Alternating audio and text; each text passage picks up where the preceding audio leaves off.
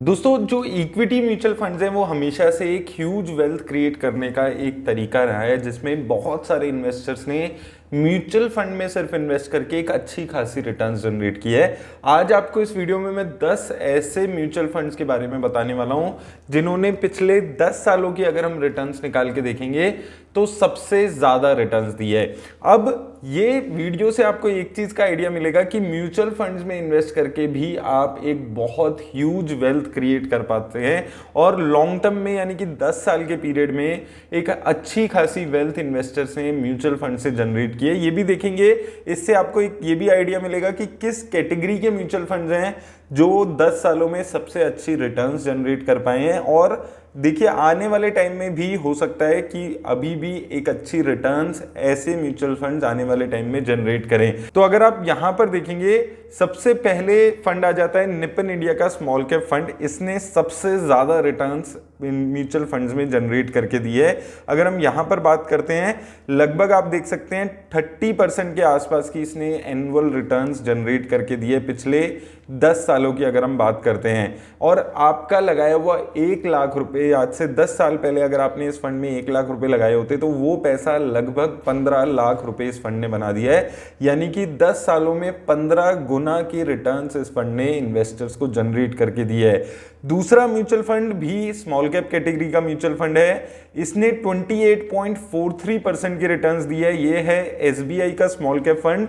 और यहां पर भी आप देखेंगे अगर आपने 1 लाख रुपए लगाए होते तो वो पैसा आपका इस फंड ने 12 लाख रुपए बना दिया, यानी कि 12 गुना returns SBI small cap fund ने आपको जनरेट की है। तीसरा भी स्मॉल कैप कैटेगरी का ही फंड है डीएसपी स्मॉल कैप फंड। इसने 27% की एनुअल रिटर्न्स जनरेट करके दी है पिछले 10 सालों में। यहां पर भी आपने 10 गुना से ज्यादा के रिटर्न्स बना लिए। 1 लाख रुपए अगर आपने 10 साल पहले इसमें लगाए होते तो वो 1 लाख रुपए लगभग 11 लाख रुपए के आसपास यहां पर बन चुके हैं। चौथा फंड आ जाता है मिड कैप कैटेगरी का फंड और इस फंड का नाम है कोटक इमर्जिंग इक्विटी फंड। तो अगर हम इस फंड की बात करेंगे इसने लगभग 25% के आसपास की रिटर्न्स जनरेट की है 10 सालों में।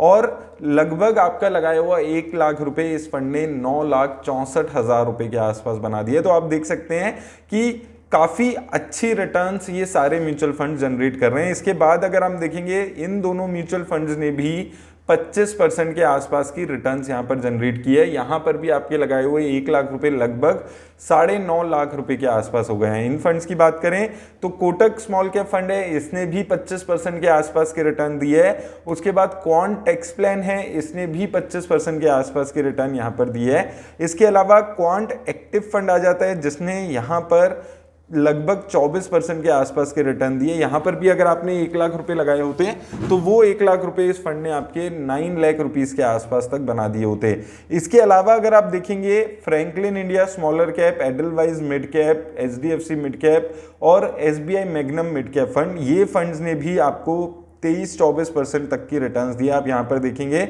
24%, 23% के आसपास के रिटर्न्स इन फंड्स ने भी आपको जनरेट करके दिए है। और यहां पर भी अगर हम देखेंगे 8 लाख रुपए तक का ये इसने रिटर्न्स यहां पर दिए है। तो दोस्तों ये टॉप के 10-11 फंड्स हैं जिनको हम यहां पर डिस्कस कर रहे हैं और इन्होंने 1 लाख रुपए आपके अप टू 8 लाख रुपीस तक बना दिए। तो इनमें से किसी भी फंड में अगर आपने 10 लाख रुपए, 1 लाख रुपए कुछ इन्वेस्ट किए होते 10 साल पहले तो एक अच्छी खासी रिटर्न्स आपने जनरेट कर ली होती। अब यहां पर कॉमन फैक्टर क्या निकल कर आ रहा है उस पर एक बार डिस्कशन करते हैं। 3 कैटेगरी के मेजरली म्यूचुअल फंड्स यहां पर दिख रहे हैं। सबसे ज्यादा स्मॉल कैप फंड की कैटेगरी के फंड्स हैं जिन्होंने सबसे अच्छी रिटर्न्स दी है। उसके अलावा मिड कैप फंड्स हैं जिन्होंने अच्छी खासी रिटर्न्स दी है। एक मल्टी कैप फंड है और एक ईएलएसएस फंड है। ये टॉप के 10-11 फंड्स हैं जिन्होंने रिटर्न्स जनरेट की है। यहां पर कोई भी लार्ज कैप फंड आपको नहीं देखने को मिल रहा है, ना ही कोई large and mid cap fund देखने को मिल रहा है। तो आपको ये चीज हमेशा समझनी है कि आप किस पर्पस के लिए किस म्यूचुअल फंड में इन्वेस्ट कर रहे हैं वो आपको अपने माइंड में क्लियर रखना है। और 10 सालों में small cap mid cap funds ने एक अच्छी खासी वेल्थ अपने इन्वेस्टर्स को जनरेट करके दी है। हालांकि लार्ज कैप फंड्स में भी आपको इन्वेस्ट करना जरूरी होता है, लेकिन लार्ज कैप फंड्स में हम जो पैसा इन्वेस्ट कर रहे हैं वो स्टेबिलिटी के लिए इन्वेस्ट करने की जरूरत है। अगर आपको हाई रिस्क लेकर अच्छी रिटर्न्स, ज्यादा रिटर्न्स जनरेट करनी है तो उसमें हिस्टोरिकली स्मॉल कैप और मिड कैप फंड्स मेजरली काम आ रहे हैं। तो वो चीज आपको हमेशा अपनी, जब भी आप म्यूचुअल फंड्स में इन्वेस्टमेंट की अपनी कोई भी स्ट्रेटेजी बना रहे हैं, अपनी पोर्टफोलियो बना रहे हैं, तो उस चीज को ध्यान में रख के आपको बनाना जरूरी है। अब काफी सारे इन्वेस्टर्स होते हैं जो स्मॉल कैप कैटेगरी में इन्वेस्ट ही नहीं करते, तो ये एक गलती है जो आपको अवॉइड करनी है। आपका चाहे रिस्क कैसा भी है, थोड़ा बहुत पैसा आप स्मॉल कैप कैटेगरी में यहां पर एलोकेट कर सकते हैं, क्योंकि अगर यहां पर रिटर्न्स जनरेट होती है तो एक अच्छी खासी वेल्थ क्रिएट आपकी होती है। जैसे कि आप इस वीडियो में अभी हमने डिस्कस किया है कि कुछ स्मॉल कैप फंड्स हैं जिन्होंने 10 सालों में आपकी वेल्थ 15 गुना, 12 गुना, 10 गुना तक यहां पर बना दी है। वैसा ही मिड कैप में देखने को मिल रहा है कि ये फंड्स अगर अच्छा परफॉर्म कर देते हैं तो आपकी वेल्थ जो है वो मल्टी बैगर आपको रिटर्न्स 10 सालों में यहां पर बन के आ सकती है। तो इसलिए स्मॉल कैप मिड कैप में भी अपना थोड़ा बहुत एलोकेशन रखना आपके लिए जरूरी है। और जो लार्ज कैप में आप इन्वेस्ट कर रहे हैं उसको आप सेफ्टी के पॉइंट ऑफ व्यू से, एक स्टेबल रिटर्न्स के पॉइंट ऑफ व्यू से इन्वेस्ट करें। और लगभग आपको यही मानना है कि लॉन्ग टर्म में लार्ज कैप फंड्स यहां से भी 12, 13, 14% से ज्यादा के रिटर्न्स आपको नहीं जनरेट कर पाएंगे। इतनी भी रिटर्न्स अगर आपको स्मॉल लार्ज कैप फंड से मिलती है तो अच्छी रिटर्न्स हैं। तो अपनी एज के हिसाब से अगर आप यंग इन्वेस्टर हैं, 20-25 साल के इन्वेस्टर्स हैं, 30 साल के इन्वेस्टर हैं और 15-20 सालों के लिए प्लान कर रहे हैं म्यूचुअल फंड्स में इन्वेस्ट करना, तो ऐसे mutual funds small cap mid cap में भी कुछ एलोकेशन करनी जरूरी है।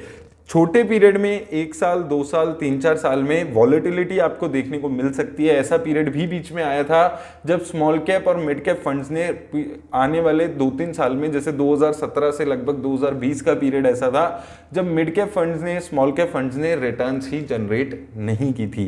तो अगर आप 3-4 साल के लिए इन्वेस्ट करने के बारे में सोच रहे हैं तो आप लार्ज कैप फंड्स में इन्वेस्ट करने के बारे में सोचिएगा।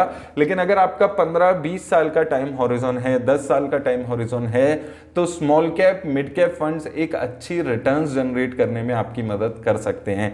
तो आपका टाइम हॉरिजॉन क्या है, कितने लंबे टाइम के लिए इन्वेस्ट कर सकते हैं, वो सारी चीजों को भी आपको समझना है। लेकिन ये एक ऐसी कैटेगरी है जिनको आपको मिस आउट नहीं करना चाहिए मेरे हिसाब से। तो उम्मीद करता हूं आपको इस वीडियो से हेल्प मिलेगी। लेकिन याद रखिए, किसी भी तरह की इन्वेस्टमेंट की राय मैं नहीं दे सकता हूं और सिर्फ डिस्कशन के लिए, एजुकेशन पर्पस के लिए वीडियो मैं यहां पर बना रहा हूं। मेरी तरफ से बस इतना ही दोस्तों, धन्यवाद।